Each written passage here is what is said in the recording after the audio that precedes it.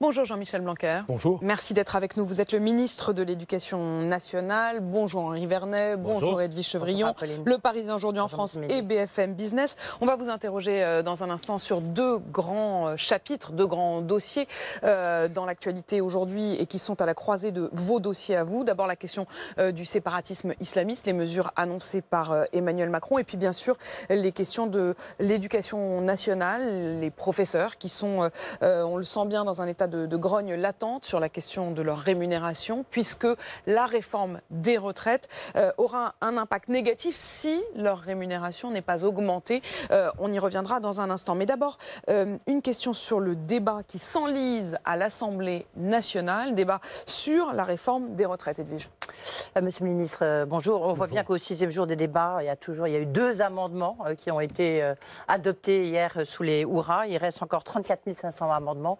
Donc on voit bien que effectivement les débats s'enlisent à l'Assemblée nationale et que le piège du 49.3 est peut-être en train de se refermer sur le gouvernement. On l'a entendu, le gouvernement pense recourir à ce 49.3. Est-ce que finalement, avec ces stratégies du chaos, l'opposition, dont LFI, ne sont pas en train de vous pousser à faire ce 49.3 ? Si, on peut le résumer comme ça, c'est bien leur but. On voit que finalement, ce sont des ennemis de la démocratie parlementaire.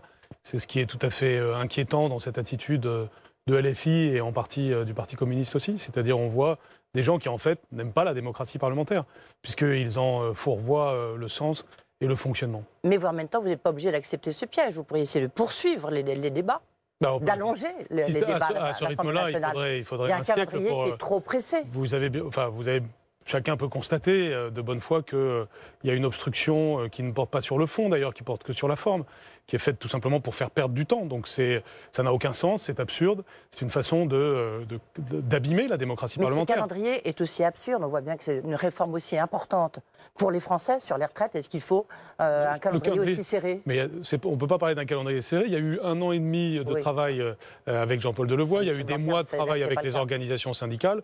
On attendait avec une certaine impatience le temps de la démocratie parlementaire après le temps de la démocratie sociale, qui a eu lieu avec de nombreuses concessions faites par le Premier ministre, grâce aux discussions constructives avec les organisations syndicales, encore ces derniers jours. Donc on a la possibilité d'avoir un fonctionnement normal de la démocratie parlementaire. Et puis vous avez LFI en particulier et le Parti communiste qui sont dans une logique d'obstruction. Quand on vous entend, Jean-Michel Blanquer, on comprend que voilà, il y a un moment où le 49.3 va effectivement être dégainé. En tout cas, ça fait toujours partie de la Constitution et c'est fait pour quand le général de Gaulle et Michel Debré ont pensé au 49.3, c'était parce qu'ils savaient qu'il y avait ce genre d'olibrius.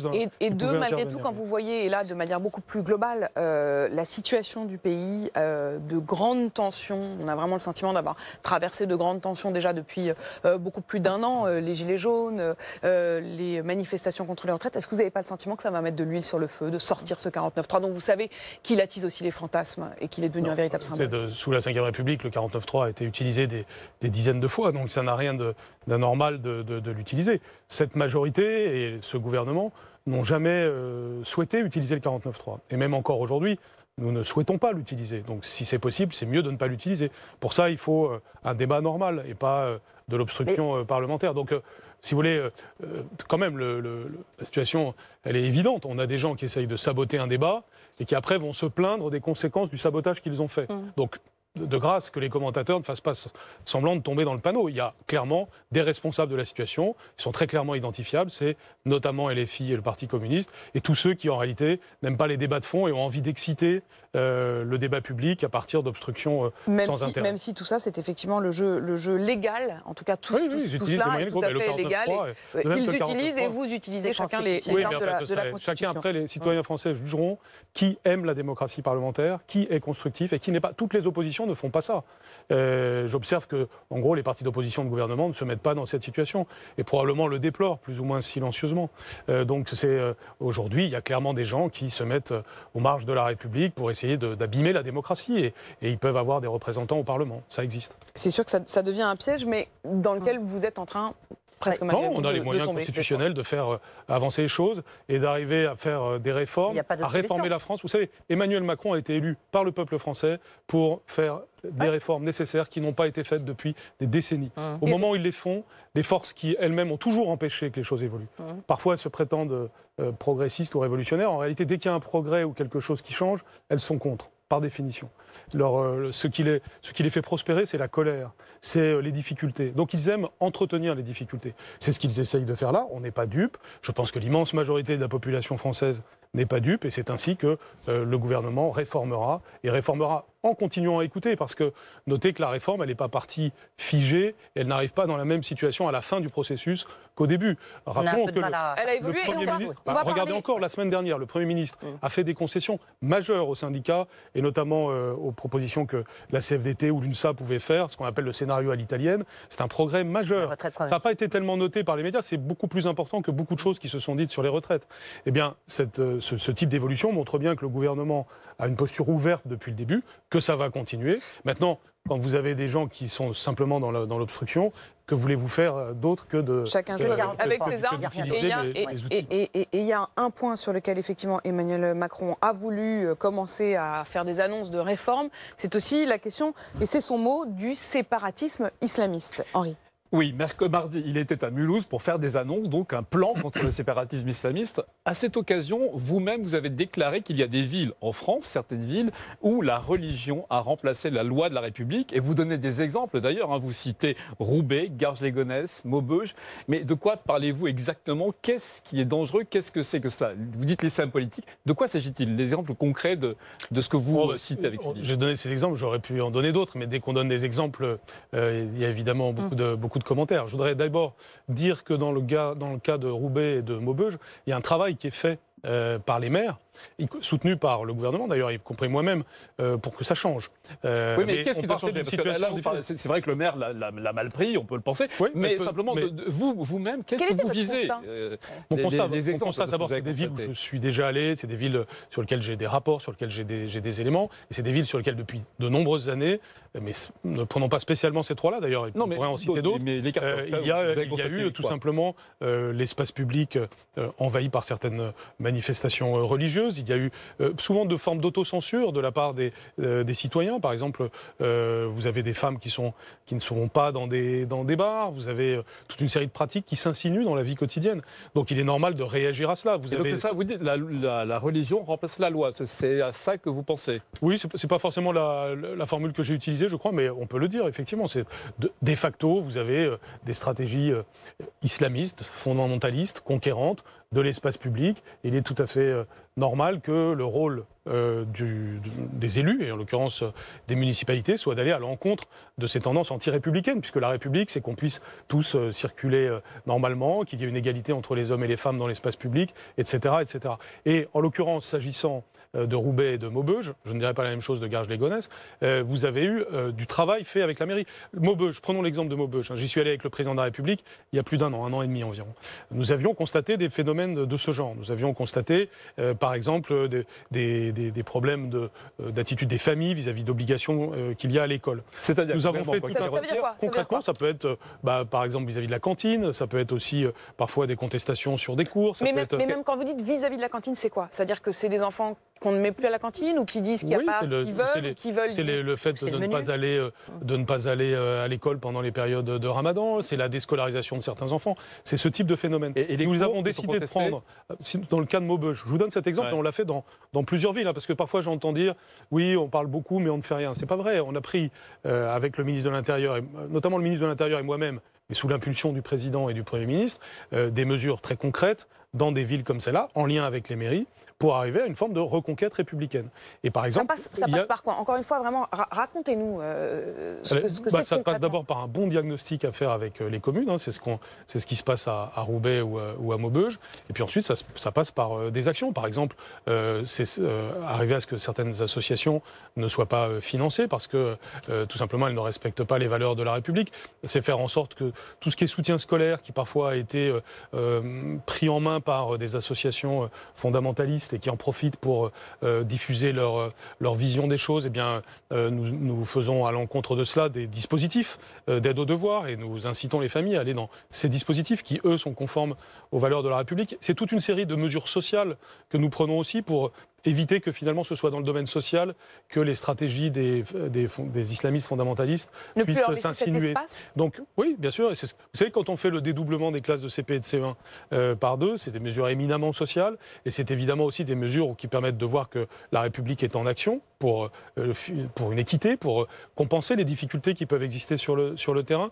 Donc c'est cette présence sociale de la République qui est aussi l'autre volet de notre action. Il faut à la fois contrer les acteurs fondamentalistes islamistes qui ont des stratégies, qui parfois ont pu bénéficier de financements étrangers. C'était d'ailleurs le sens de l'intervention. Est-ce que dans cette stratégie, il y a également une stratégie politique? Récemment, on a vu plusieurs voix s'élever, des livres.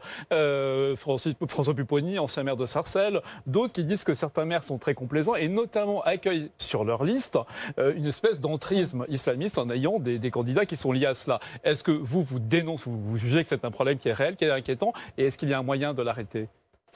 Bien sûr que le problème existe et il y a un livre qui vient de sortir qui le décrit malheureusement. Le maire et les bien. barbares. Qui parle de Bobigny. Oui, bien sûr. Et c'est un phénomène assez classique, ça existe malheureusement depuis toujours, c'est-à-dire ça s'appelle le clientélisme, c'est le fait alors ça peut prendre des formes qui sont admises jusqu'à présent parce que c'est tout simplement réussir à avoir des clientèles locales en jouant par communauté. Simplement quand ça commence à être avec des islamistes fondamentalistes ou d'ailleurs toutes sortes d'extrémistes, eh bien c'est quelque chose qui doit être dénoncé, mais qui doit être dénoncé politiquement. On n'a pas de moyens juridiques d'aller à l'encontre de ça. En revanche, il est normal politiquement de le dénoncer et François Pupponi a raison de le faire. Jean-Michel Blanquer, quand vous avez parlé de Maubeuge, alors on a bien senti que depuis vous vouliez vous réconcilier ou en tout cas apaiser les choses avec le maire de Maubeuge qui effectivement a mal réagi lorsque vous avez pointé du doigt sa ville. Il estime que, c'est faux, il réfute le fait qu'il y ait des zones de non-droit dans sa ville et surtout, il vous reproche de faire le jeu du Rassemblement national. Qu'est-ce que vous lui répondez ? Non, d'abord, je n'ai pas du tout utilisé ces mots-là. Je n'ai pas dit qu'il y avait des zones de non-droit. C'est ce que lui dit. En fait, je le cite. Aujourd'hui, il n'y a pas de zone de non-droit à Maubeuge. J'invite Jean-Michel Blanquer à venir sans escorte policière pour voir ce qu'est la réalité de Maubeuge et voir que l'image qu'il peut en avoir n'est pas la réalité. Et donc, j'ajoute qu'il vous reproche de faire ce faisant. Non, mais je pense que c'est une réaction un peu rapide de sa part. D'abord parce que je suis allé à Maubeuge, que je connais des gens à Maubeuge, que j'ai même envoyé des personnes à Maubeuge, que je me suis particulièrement intéressé à cette ville en soutien à son action, puisque je crois qu'il veut lui aussi lutter contre ces phénomènes de séparatisme islamiste. Donc je ne vais pas du tout cultiver cette polémique. Je pense qu'il fait du bon travail, tout particulièrement depuis 2 ans, et que nous l'avons appuyé dans ce travail. Maintenant, pour faire du bon travail, il faut s'appuyer sur des réalités. Ça ne sert à rien de les camoufler. Il y a de réels problèmes dans cette ville. Bien sûr, on le voit bien. On voit bien comment parfois il y a des formes de dénégation par rapport à des choses. Je pense qu'il faut toujours nommer les choses sans minimiser, sans exagérer. Mais ce faisant, est-ce que vous ne faites pas ce qu'il vous reproche, le jeu du Rassemblement national? Non, alors là, ça c'est l'argument stupide par excellence. C'est-à-dire que si vous dites, au fond, on ne va pas laisser au Rassemblement national le monopole de décrire certaines choses que tout le monde voit. C'est absurde. Il y a des choses qui existent. Elles existent, il faut les nommer. Maintenant, une fois qu'on les a nommées, on n'a pas les mêmes solutions que le Rassemblement national. Ça, c'est sûr. Et donc, au contraire, il faut montrer, par exemple, dans le cas de Maubeuge, qu'avec le maire, depuis 2 ans, on a fait des choses pour aller à l'encontre de ces réalités négatives que nous avions constatées. Donc voilà, c'est concret, c'est honnête, je crois. Et je pense que je ne pourrais jamais faire autre chose que ça, c'est-à-dire dire ce que je vois et ensuite essayer d'agir avec les gens de bonne volonté pour aller à l'encontre de ces phénomènes. Mais Jean-Michel Blanquer, je sais bien qu'elle est municipale, là, mais en même temps, est-ce que c'est pas l'État qui a été l'aveuglement de l'État qu'on paye aujourd'hui, la non-réactivité de l'État? Évidemment, vous n'êtes pas les seuls responsables, mais on voit bien qu'il y a eu un recul quand même de l'action publique. Mais oui, bien sûr, mais c'est pour ça que Emmanuel Macron fait ce qu'il fait actuellement, c'est-à-dire qu'on a laissé pendant des années et des années se développer un certain nombre de phénomènes. Et, il y a eu un aveuglement. Il y a eu un aveuglement, c'est pas propre à la France d'ailleurs. Hein. Je regarde le sujet dans toute l'Europe, il y a évidemment, et d'ailleurs des pays qui sont intéressés par notre principe de laïcité, qui sont intéressés par nos méthodes, qui respectent l'état de droit, mais qui en même temps ne sont pas naïfs par rapport aux visées encore une fois, de ce fondamentalisme islamiste qui touche aussi les pays musulmans. Si vous voulez, quand je parle de ça avec des homologues, par exemple, de pays du Maghreb ou d'autres pays arabes, eux-mêmes doivent combattre cela. Donc, si vous voulez, c'est pas on essaye parfois de dire que les musulmans seraient les victimes de ce genre de politique. C'est tout le contraire. Il s'agit au contraire d'avoir une vision républicaine qui permette d'intégrer tout le monde, qui a une dimension sociale. En ce moment, c'est pas seulement le dédoublement dont je parlais, c'est les cités éducatives que nous faisons, c'est les petits déjeuners gratuits, c'est toutes ces choses dans les écoles qui permettent d'avoir une vision sociale, qui permettent dans les territoires les plus défavorisés d'éviter que certaines personnes se marginalisent. Donc cette dimension-là, elle est très importante. Et en même temps, une forme de fermeté régalienne, c'est-à-dire ne pas être naïf devant toute une série de phénomènes qui ne sont pas des phénomènes innocents, qui ne sont pas des phénomènes qui partent comme ça. Ce sont des phénomènes qui sont parfois encouragés de l'extérieur, qui ont une logique politique. Et donc il faut la nommer. C'est ce qu'a fait très bien le président de la République lorsqu'il a fait son déplacement en Alsace. Il en a parlé très clairement. Il le fait d'ailleurs étape par étape, c'est-à-dire sujet par sujet.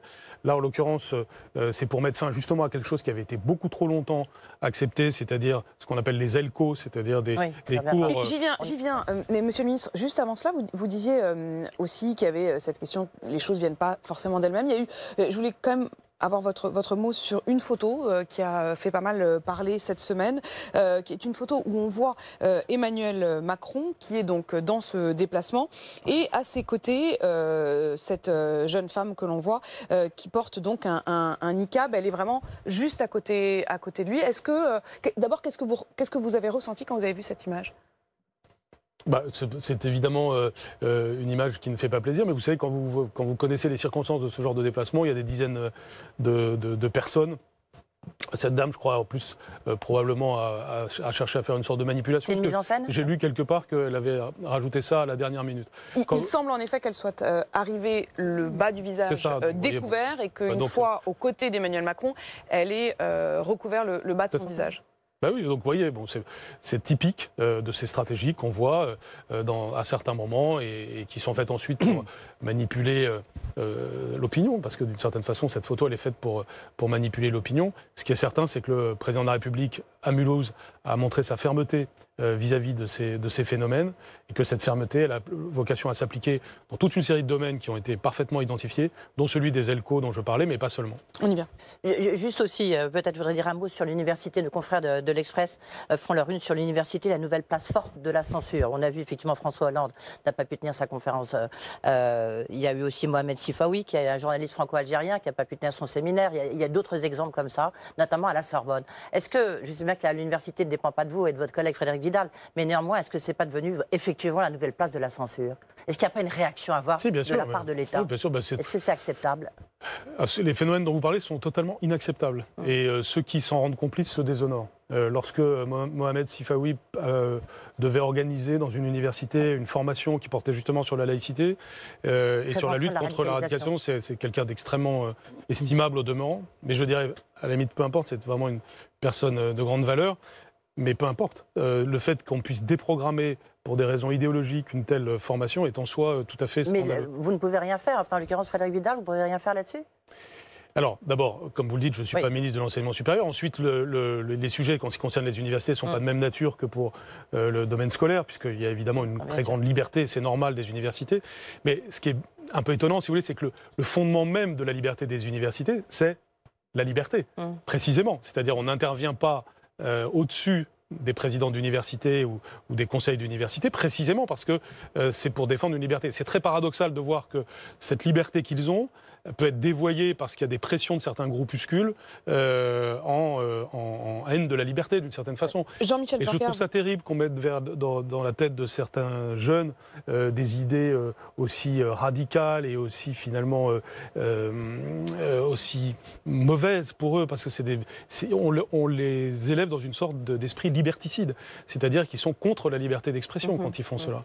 Et ça, c'est très grave. Et François Hollande a été victime de cela. Tout le monde peut être victime de ça, parce que vous savez, la course à la radicalité, elle n'a jamais de fin. On le voit parfois sur certains campus américains, on peut le voir sur certains campus français. Vous avez toujours un plus radical que vous pour vous interdire de parler. Sur les ELCO, vous l'évoquiez à l'instant, Emmanuel Macron a donc dit qu'il y mettrait fin. Les ELCO, c'est des enseignements en langue et culture d'origine étrangère.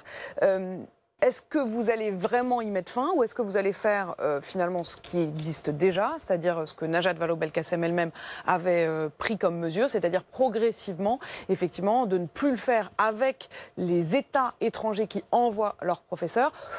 Ça, c'est une mesure qu'avait déjà prise Najat Vallaud-Belkacem, qui concrètement ne s'est pas encore manifestée véritablement dans des faits, puisqu'il y a encore des professeurs, mais elle dit l'avoir déjà fait. Non, elle l'a fait avec le Portugal. Franchement, elle n'a pas commencé par le plus difficile. Donc, simplement, là, nous sommes en train de faire quelque chose qui, en effet, correspond à une logique qui, d'ailleurs, avait pu même préexister à Najat Vallaud-Belkacem, mais tant mieux si parfois il y a des éléments de continuité, et qui consiste à dire que oui, c'est bien d'avoir des cours de langue pour les enfants. Et d'ailleurs, dans le cadre d'un plan langue général, je vais développer l'enseignement des langues à l'école primaire, mais aussi dans le cadre périscolaire.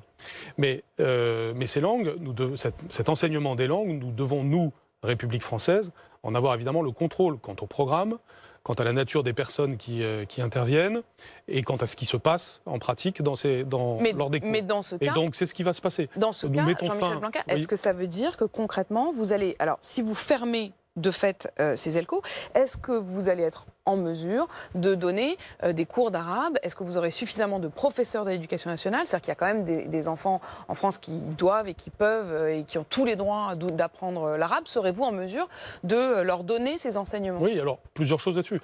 D'abord, je voudrais le redire, c'est que l'apprentissage des langues se développe en France, c'est quelque chose de très bon. L'arabe est une très grande langue de civilisation, le turc aussi d'ailleurs, le russe, le chinois, le japonais, autant de langues, en plus des langues, disons, d'Europe continentale, qui sont très importantes pour nos enfants. Et vous le savez, on a des objectifs très ambitieux en la matière.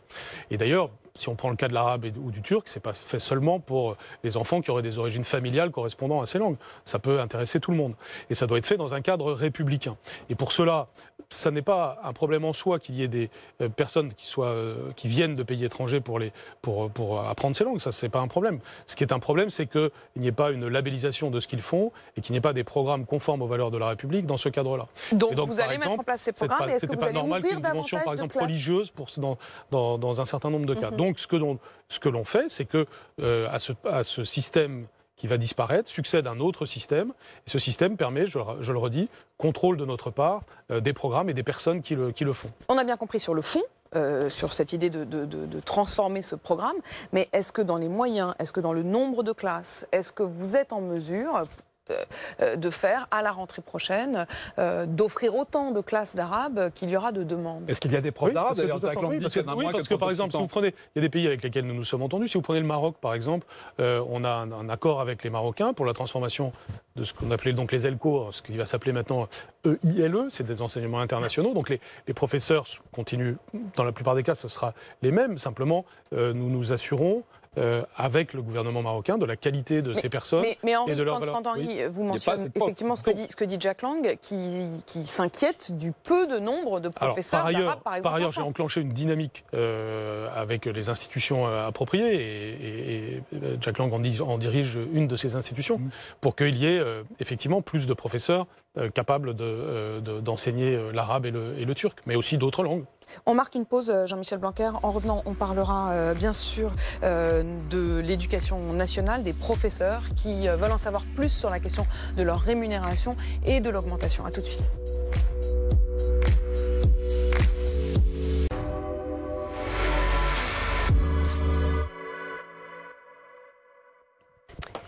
Et on poursuit ce BFM Politique avec vous, Jean-Michel Blanquer. Une grogne qui se poursuit dans l'éducation nationale sur la question de la fiche de paye des professeurs et l'impact évidemment de la réforme des retraites. Comment allez-vous gérer l'augmentation des profs? Évidemment, on demande à une spécialiste des sous et de l'économie.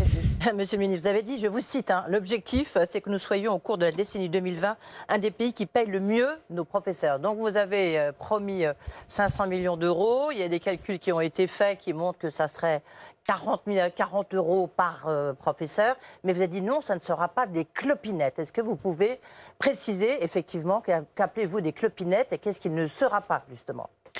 Alors, lorsque je dis que les professeurs français doivent être les mieux payés d'Europe au cours de la décennie 2020, je dis cela. Je dis bien que ce n'est pas des clopinettes, puisque ça signifie un effort majeur. Donc aujourd'hui, on doit vraiment expliciter ce que ça signifie. C'est ce que nous faisons au travers du dialogue social, puisque de janvier à juin, je suis en dialogue avec les organisations syndicales pour aller vers cette augmentation de la rémunération des professeurs. Donc il y a quand même 2 bonnes nouvelles que je ne cesse de confirmer et que je veux illustrer de plus en plus. C'est 1, les retraites des professeurs ne baisseront pas. 2, leur rémunération va augmenter.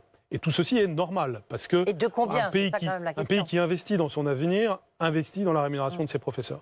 Et d'ailleurs, les pays qui vont le mieux possible dans le monde aujourd'hui en matière scolaire sont des pays qui payent bien. Donc le monde des professeurs doit entendre ce message. Je pense qu'une bonne partie l'ont entendu d'ailleurs. Et c'est ce qui va se passer. Et il ne faut pas écouter toutes les voix qui essayent à tout prix de minimiser cette très bonne nouvelle qui est en train de s'engager. Il y a des scénarios qui montrent que ça serait 7 euros par mois. Non, mais tout ça, c'est totalement faux. Non, mais il y a plein de gens, il y a toujours plein de gens pour essayer de brouiller le message, pour essayer de faire croire que les choses vont être autrement. Votre message à vous. Alors, ce que je redis d'abord, c'est que c'est au mois de juin que je serai complètement mûr, puisque précisément, je joue le jeu du dialogue social. C'est-à-dire que je reçois en permanence les organisations syndicales pour regarder ensemble ce que l'on va faire avec ces moyens supplémentaires. C'est pas seulement 500 millions d'euros l'année prochaine, c'est des marges de 500 millions d'euros annuels qui s'ajoutent aux augmentations budgétaires naturelles de l'éducation nationale.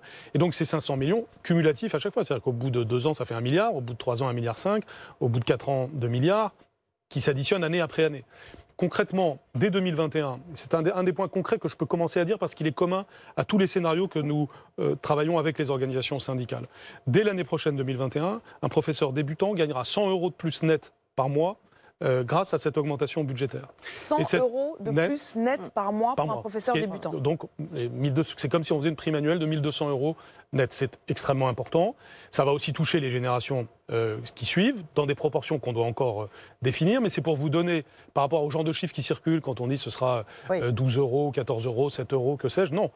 On va faire un rattrapage particulièrement important pour les jeunes et les débuts de carrière et les milieux de carrière. Rappelons que pour la réforme des retraites, ceux qui sont concernés, c'est ceux qui sont nés après 75. Donc il y a à peu près 52% des professeurs sont nés avant 75. Donc de toutes les façons, ne sont pas concernés par l'impact de la réforme des retraites, mais auront aussi une augmentation de leur rémunération.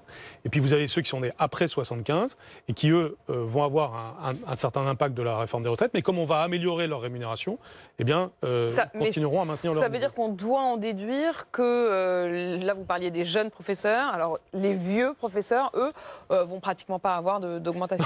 Alors non, nous travaillons sur l'ensemble des générations. Ce qui est exact, c'est qu'aujourd'hui, à l'Éducation nationale, vous êtes les rattrapages à faire sont en début de carrière et en milieu de carrière.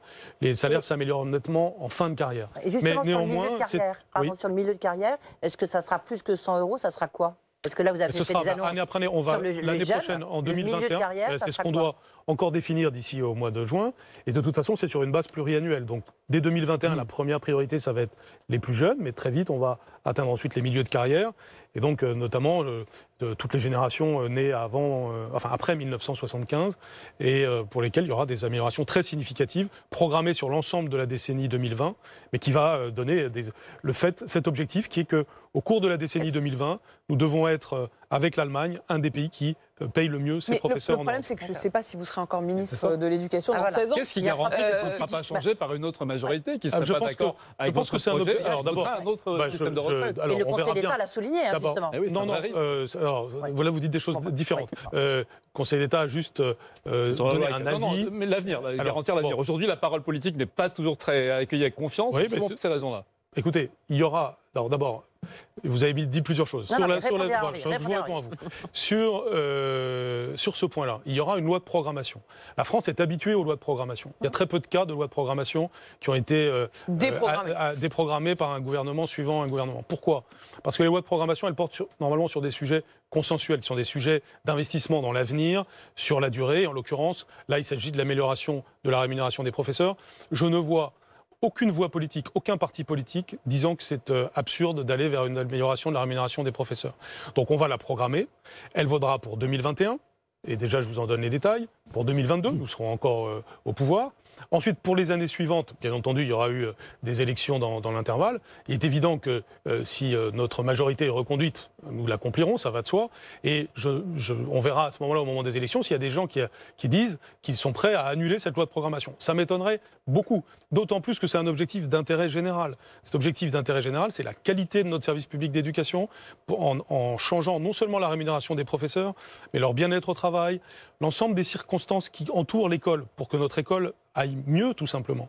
C'est les sujets sur lesquels nous travaillons beaucoup, et c'est évidemment, à mon avis, un sujet consensuel, parce que tous les Français ont envie que l'école aille mieux, tout simplement. Une précision, c'est qu'en plus, vous avez dit c'est une rémunération au mérite. Donc ça, c'est un mot, effectivement, qui a fait bondir certains syndicats. Qu'appelez-vous une rémunération au mérite? Et surtout, le mérite d'un prof, c'est quoi? Il y a les deux choses.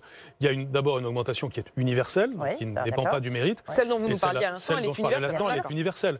Donc, si vous voulez, mon propos est très souvent caricaturé quand même, parce que j'ai dit il y a une dimension universelle et il y a une dimension au mérite. Après, tout le monde ne parle que du mérite. Et d'ailleurs, moi, je n'ai pas honte de parler du mot mérite.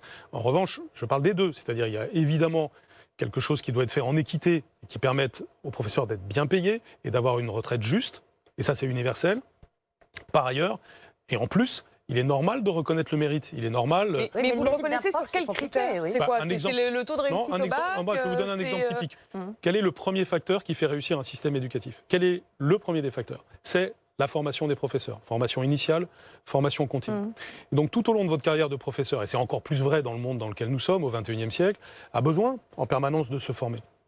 Eh bien, avoir une formation continue de très haute qualité, c'est à la fois quelque chose de très positif pour le professeur, de très positif pour l'élève qui va bénéficier de l'enseignement du professeur et pour le système. La formation qu'il accepte par exemple, je vais vous donner un exemple. À l'école, nous donnons une très grande priorité à l'école maternelle parce que c'est essentiel.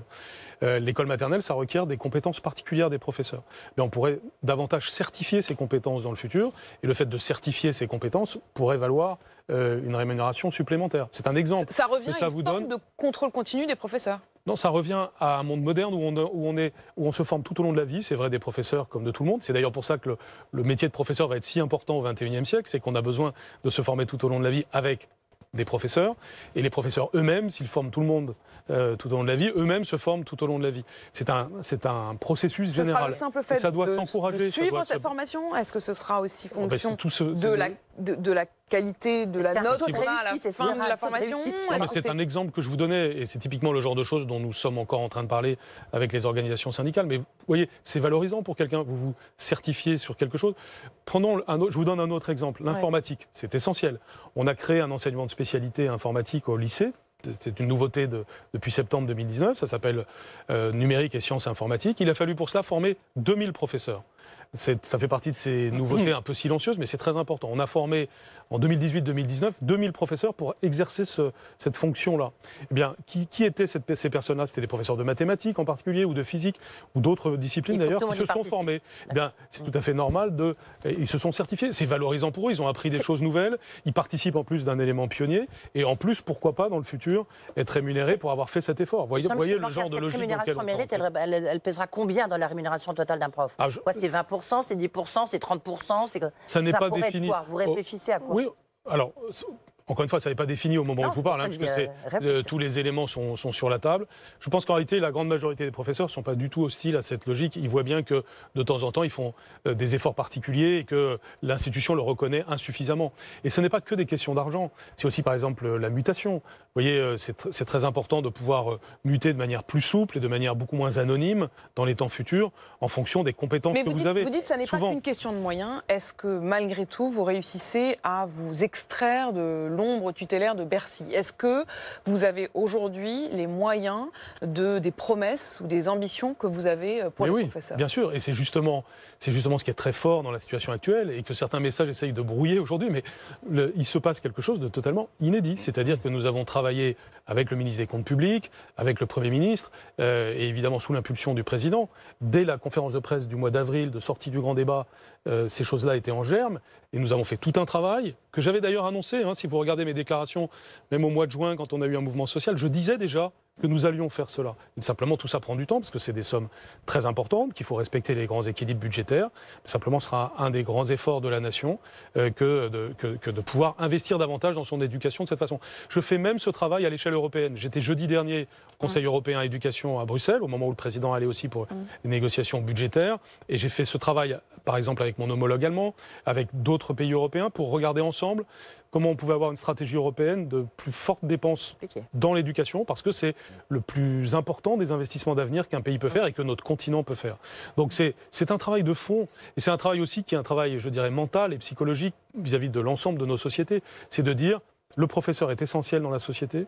Non seulement il ne va pas baisser dans son prestige et dans son rôle dans les années à venir du fait du monde technologique dans lequel on est entré, mais au contraire, il va être de plus en plus important, ce professeur. Et donc, pour ça, il faut s'en donner les moyens, et l'éducation et la santé vont être au centre de notre société, d'une société décarbonée, où on a besoin de former les gens aux nouveaux métiers. Et donc, on a besoin d'éducation. Autre point de tension, la question des épreuves du bac en continu. Grosse tension, le nouveau bac, celui qui sera en vigueur en juin 2021, les élèves de première qui aujourd'hui passent ces épreuves de contrôle continu, enfin, pour ceux qui peuvent, les fameuses E3C, pour ceux qui peuvent les passer, parce qu'il y a eu beaucoup d'épreuves perturbées. Est-ce que vous pouvez aujourd'hui nous donner un bilan? Combien ont été perturbés? Combien ont été réalisés? Quel est le bilan? Et qu'est-ce qui est reporté? Quand est-ce qu'en gros le programme sera appliqué? Alors, pour l'immense majorité des lycées, ça s'est passé tout à fait normalement. L'immense majorité, c'est combien à peu près? 85% n'ont pas eu de perturbation. Donc, l'autre fois, la semaine dernière, j'étais dans l'académie de Lille. Vous avez, je crois, 143 lycées dans l'académie de Lille. Pas de perturbation. Je crois, a eu des perturbations. Vous avez des académies, Orléans-Tours, Dijon, Besançon, aucune perturbation. Ça s'est beaucoup concentré sur l'Île-de-France, Aix-Marseille, et puis 2 ou 3 autres académies. Donc vous avez eu effectivement des perturbations. Sur ces 15% de lycées perturbés, vous en avez eu un tiers pour lesquels on a dû faire des reports, donc des lourdes perturbations. Très souvent, ça a été le fait d'éléments extérieurs ou de personnes qui ont commis des choses illégales, ce qui est tout à fait anormal. Et c'est un peu pareil que pour l'obstruction dont on parlait tout à l'heure à l'Assemblée, si vous voulez. Vous avez des gens qui sabotent, qui empêchent les choses de se passer, et après qui se plaignent du fait que les choses ne vont pas bien. Donc ils se plaignent eux-mêmes. C'est toujours les mêmes secteurs, en l'occurrence l'extrême gauche qui essaye par tous les moyens de perturber, tout simplement. Donc c'est tout à fait anormal. Enfin, il faut le dénoncer. C'est-à-dire, encore une fois, vous avez des gens, je tiens à le dire de manière assez nette, des gens, ils sabotent. Et après, une fois qu'ils ont saboté, ils disent c'est quand même anormal, tout ça, ça ne fonctionne pas bien. Bah oui, ils sabotent. C'est pour ça d'ailleurs que je réagis en portant plainte quand il y a des choses illégales qui sont faites. Mais en l'occurrence, pour ce 5% de lycées, cela fait qu'il y a quelques milliers de copies qui n'ont pas pu être réalisées, mais qui vont être réalisées à l'occasion des retours de vacances. Donc nous attendions près de 1 700 000 copies. Nous sommes à près de 1 600 000 au moment où je vous parle. Entre parenthèses, il y a eu beaucoup d'innovations grâce à tout ça. Elles sont toutes numérisées. Les élèves vont pouvoir consulter les corrections sur Internet. Les corrections se font de façon beaucoup plus collective, beaucoup plus harmonisée que dans tous les systèmes précédents. Et si on a fait le contrôle continu, c'est pas pour le plaisir, c'est pour créer tout simplement un travail plus en continu des élèves. Donc les vertus du contrôle continu sont réelles. Maintenant, moi, je suis en position ouverte, c'est-à-dire on a un comité de suivi du baccalauréat et avec l'ensemble des organisations représentatives, on va regarder comment on peut faire encore évoluer. Et ce sabotage dont vous parlez, quelles en seront les conséquences? Ça veut dire que, par exemple, des professeurs qui auraient participé, ils seront sanctionnés. Ils seront sanctionnés comment? Les élèves, éventuellement, qui ont eux-mêmes fait un petit peu la grève des copies, est-ce qu'ils auront 0? Comment allez-vous régler cette question-là? Il y a 15%, dont vous parlez. 15% dont vous parlez, bien sûr. Il y a le sujet des 5% en réalité. 5%, c'est ça, 5%. Il y a le sujet des élèves et il y a le sujet des adultes. Ouais. Sur le sujet des élèves, notre but, dans tous les domaines, c'est toujours d'être dans la bienveillance maximale. Donc pas de 0 sur 20 ? A priori, non, sauf quelqu'un qui aurait fait...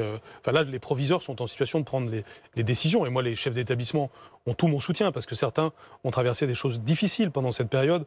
Et vraiment, là aussi, la société française doit être reconnaissante à ces professionnels qui font un travail extraordinaire au quotidien, y compris en période de trouble.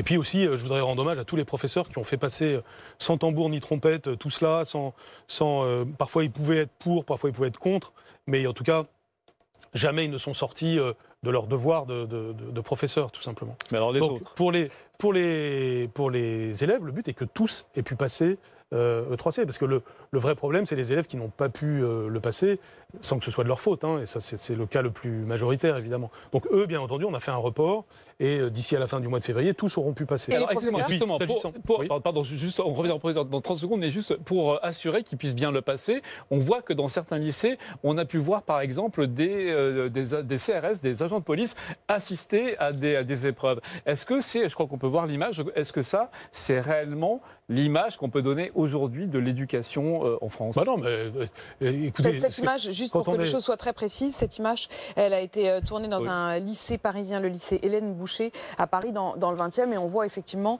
un policier cagoulé dans une école. Oui, mais vous voyez... Quand même, c'est là qu'il faut quand même prendre du recul sur les images et faire de l'éducation à l'image.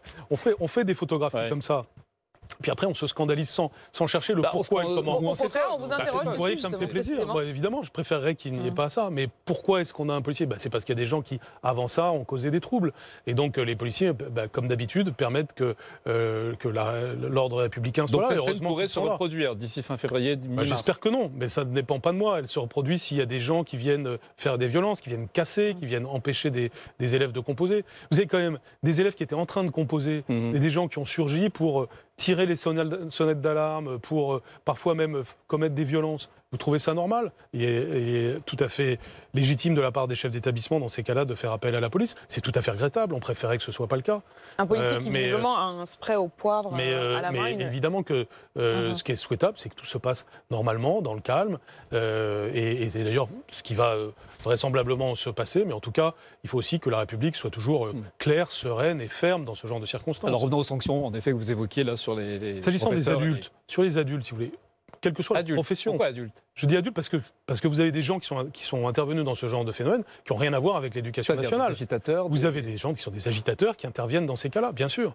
Et donc, on porte plainte contre eux, ils ont des poursuites pénales, après c'est dans les mains de la justice, ça n'est plus dans les miennes, mais simplement c'est mon devoir de réagir par rapport à cela. Vous savez, on a quand même un exemple à donner sur ce qu'est le fonctionnement de la République. La République, c'est pas celui qui crie le plus fort, c'est pas celui qui va avoir raison parce qu'il aura tapé, c'est pas celui qui va avoir raison parce qu'il a réussi à faire parler de lui médiatiquement en ayant mobilisé toute une série de moyens illégaux. Moi, je ne fonctionne pas du tout comme ça. Moi, je considère que on est en démocratie, en République. Chaque personne vaut chaque personne et chacun peut faire entendre sa voix par des voies qui sont prévues par la Constitution et par les lois. Et tous ceux qui essayent d'imposer leur point de vue par la force, en réalité, sont dans une attitude anti-républicaine et antidémocratique. Jean-Michel Blanquer, dans une interview donnée à nos confrères du Parisien, le nouveau ministre de la Santé, Olivier Véran, dit qu'il faut se préparer à une épidémie du coronavirus. C'est demain le retour des vacances. Est-ce qu'éventuellement, l'éducation nationale, vous vous préparez, vous avez déjà pris des mesures, vous avez déjà un plan au cas où, effectivement, cette épidémie, donc on ne contrôle rien, visiblement, lorsqu'on voit ce qui se passe en Italie, mais aussi dans d'autres endroits en Europe, est-ce que vous avez un plan pour, prémunir les élèves? Oui, bien sûr, nous sommes préparés en cas d'épidémie, de façon générale, de façon structurelle. Nous avons des attitudes sur le coronavirus aussi, bien sûr. Vous avez alerté? Oui, bien sûr, mais pour l'instant, il n'y a pas de raison de déclencher ce plan. Mais s'il le fallait, nous saurions prendre les mesures appropriées en fonction de la situation, et toujours en lien avec le ministère de la Santé, puisque c'est le ministère de la Santé qui coordonne tous ces sujets. Mais nous sommes organisés pour faire face à ces situations, bien sûr. Ouais. Une question encore sur ce qu'on évoquait tout à l'heure. Vous parliez de la question de l'éducation des enfants, notamment face au séparatisme islamiste. Une question, on apprend qu'il y a une école à Aulnay-sous-Bois qui vient d'être fermée, avec une école notamment d'enfants très petits, d'enfants de 3 ans à qui on enseignait des dogmes fondamentalistes, des cours liés à ce qu'on appelle le tawhid, le dogme fondamental de l'islam. Cette école a fermé plutôt sur des critères en réalité d'hygiène et de sécurité, et parce que visiblement elle était tout à fait hors de l'organisation légale. Il y avait une 60aine d'enfants. Quand vous fermez une école comme ça, que deviennent les enfants? Alors dans ces cas-là, on fait une injonction à rescolariser aux familles et on les répartit dans les écoles de la République qu'il y a sur le territoire concerné. C'est ce que j'ai fait par exemple à Grenoble il n'y a pas longtemps. Oui, vous savez, nous avons fait voter un certain nombre de dispositions législatives qui nous donnent désormais des outils juridiques qui n'existaient pas auparavant. Là aussi, parfois j'entends mais finalement vous parlez, mais il ne se passe rien. Non, c'est pas vrai, il se passe le genre de choses que vous venez de dire. C'est-à-dire, on s'est donné des moyens juridiques, ce qu'on appelle la loi Gatel, qui m'a permis d'empêcher l'ouverture d'écoles de ce type, de les interdire. Et puis, ce que j'ai introduit dans la loi pour l'école de la confiance, qui sont des dispositifs qui me permettent de plus aisément fermer, parce que fermer une école, ça n'est pas facile. Alors parfois, ça peut être sur des sujets d'hygiène et de sécurité, ça peut être sous différentes raisons, mais le fait est que notre Mais est-ce qu'il n'y a pas une forme d'ailleurs d'hypocrisie quand on voit comme une école comme celle-ci, visiblement vous la fermez aussi non, parce que les enfants sont dans un état de promiscuité, etc. Non, mais de toute façon, quand il y a des problèmes d'hygiène et de sécurité, c'est encore plus urgent. Donc de toutes les façons, mais je ne me cache pas de faire flèche de tout bois. C'est-à-dire qu'il est évident que ce que nous avons à faire, c'est que les valeurs de la République soient les valeurs qui soient en vigueur dans la République. C'est pour ça qu'on a fait l'instruction, enfin c'est une des raisons pour lesquelles on a fait l'instruction obligatoire à 3 ans. C'est pourquoi on a augmenté le contrôle de l'instruction à domicile. C'est d'ailleurs des choses que l'on a développées à Roubaix et à Maubeuge toute l'année dernière pour revenir sur ce sujet. Donc si vous voulez, c'est concret. C'est simple. Moi, ce qui est important pour moi, c'est que la République soit ferme et sereine. Vous voyez, c'est-à-dire que voilà, on fait appliquer les principes de la République de manière assez simple et naturelle, mais sans barguigner, si vous voulez, sans laxisme. Alors à propos de ces valeurs de la République, il y a quelques jours sur cette même antenne, vous avez évoqué une influence venue des États-Unis pour pousser un peu le communautarisme. Et très précisément, vous avez parlé de jeunes des quartiers qui font des voyages d'études aux États-Unis, qui reviennent en disant non, finalement le modèle de la communautarisation, eh bien, il est mieux. Qu'est-ce que vous visez exactement? Qu'est-ce que c'est ces voyages? C'est quelque chose que j'ai constaté de mes yeux, si je puis dire, et qui montre bien d'ailleurs que le sujet, il n'est pas seulement celui du fondamentalisme islamiste, on en parle beaucoup, mais il n'y a pas que ça. Il y a, vous avez par exemple le développement aussi de sectes évangéliques actuellement dans certaines banlieues parisiennes. Et puis vous avez une vision de la société qui n'est pas la nôtre et qui existe aux États-Unis. Oui, mais les États-Unis ont un projet, là, vous avez vraiment parlé. Bien sûr, les États-Unis, il est évident que aux États-Unis, il y a une forme de pensée assez dominante qui consiste à penser ils font voyager des jeunes Français, c'est ça? Alors oui, je vous réponds. Cette vision de la société, c'est la juxtaposition des communautés. Le communautarisme à l'anglo-saxonne. Et donc, ça s'appelle du communautarisme à l'anglo-saxonne. C'est pas notre vision. Nous, on s'appelle la République en marche. Et puis, par ailleurs, la France s'appelle la République française. C'est pas la République en marche, ça s'appelle pas le communautarisme en vadrouille, c'est la République en marche. Mais ça veut bien dire ce que ça veut dire. C'est-à-dire que nous pensons que tous les citoyens se valent et que nous définissons d'abord par notre citoyenneté. Mais c'est justement comme ça qu'on peut être ouvert et généreux. Est-ce que vous avez le sentiment que les États-Unis cherchent à compromettre notre façon de vivre? Bien sûr, quand il y a ce type de stage, quand ces jeunes font ce type de stage, le genre de qui sont payés par les États-Unis, le genre de cours qu'ils ont, c'est pour leur expliquer à quel point le système américain est moderne et à quel point le système républicain à la française est désuet, pas adapté à notre temps, pas respectueux de la diversité, pas respectueux donc vous dites différents modes de pensée, etc. Je dis que ce genre de stage ne doit plus avoir lieu ou s'il a lieu. C'est un peu le même sujet que pour les ELCO, si vous voulez. C'est un enjeu de souveraineté, c'est-à-dire qu'on ne peut pas laisser faire comme ça des éléments d'influence qui sapent le modèle républicain en critiquant la France ou le modèle républicain. Est-ce que vous allez interdire, juste un dernier mot je vais discuter avec les... Est-ce que vous allez interdire, vous allez en parler avec l'ambassadeur des États-Unis en France, ou est-ce que vous allez interdire c'est quelque chose qui a commencé d'ailleurs États-Unis de financer ces stages? Après, évidemment, il faut respecter le droit et les libertés. Et dans le cadre de l'état de droit, on ne peut pas absolument tout faire. Mais c'est sûr que nous devons parler avec les Américains de ce genre de sujet, puisque vous trouvez qu'il y a une forme d'ingérence des États-Unis dans notre système? Oui, il y a des luttes d'influence qui se passent. On le voit aussi au travers des universités américaines. C'était votre question de tout à l'heure sur finalement les approches liberticides à l'intérieur de certaines universités françaises. Ça n'est jamais que la petite copie de choses qui se passent aux États-Unis, où il y a une espèce de chape de plomb dans certains endroits, une forme de macartisme de nouvelle manière, de macartisme du politiquement correct, si vous voulez, qui fait qu'on se met à interdire à tout le monde de parler parce qu'on a peur de choquer de telle ou telle façon. Donc c'est aux antipodes de ce qu'a construit la France. La France, c'est le modèle républicain, c'est la liberté d'expression, c'est Rabelais, c'est Molière, c'est Voltaire, c'est Victor Hugo. Et on finira sur cette liste. Tout ça, nous le défendrons parce que c'est nous, tout simplement. On défendra le pays de Voltaire et de Rabelais. Merci Jean-Michel Blanquer d'être venu dans BFM Politique. Je rappelle que vous êtes le ministre de l'Éducation nationale. Merci Henri Edwige. L'actualité continue sur BFM TV. Tout de suite, c'est Affaire suivante avec Dominique Rizet et Philippe Godin. Et pour ma part, je vous retrouve à 18h pour Rien en même temps. À tout à l'heure.